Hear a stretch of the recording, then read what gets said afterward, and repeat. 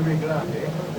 कोल्हापूर जिल्ह्यामध्ये जो कलेक्टरचं प्रकरण झालं त्या कलेक्टरांचा आता अधिकृत अशी माहिती आलेली की जी अवैध वाळू त्याच्यावर डीवायएसपीने कारवाई केली अजित पवारांनी जी धमकी दिली त्याच्यावर आता प्रश्न उपस्थित होतो की अजित पवारांच्या बाबतीत कारवाई का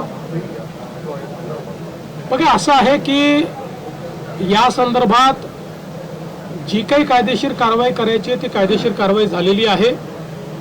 प्रकरणाची अजून पूर्ण माहिती आणि रिपोर्ट हा माझ्याकडे आलेला नाही.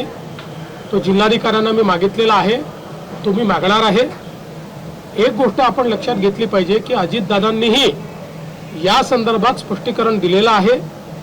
खूप वेळा समोरच्या बाजूला काय चाललं आहे याची आपल्याला कल्पना नसते. अनेक वेळा आमच्याकडे निवेदनं येतात, त्या निवेदनावर आम्ही कारवाई करा असं लिहितो, मात्र त्या निवेदनात सांगितलेली वस्तुस्थिती आणि प्रत्यक्षातली वस्तुस्थिती यात खूप अंतर असतं.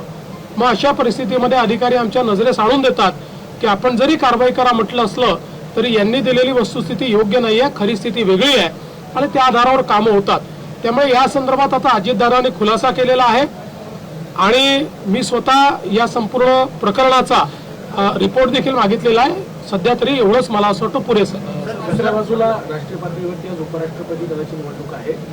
विरोधकांकडून असं म्हटलं जातं की क्रॉस वोटिंग होईल आणि एनडीएतले सुद्धा काही खासदार आमच्या युपीएच्या उमेदवारांना मतदान देतील. त्यांनी निश्चित स्वप्न पाहत राहावं.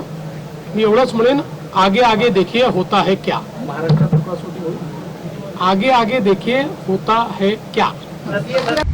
आता isakal.com आहे देशातील नंबर 1 ची मराठी न्यूज वेबसाईट.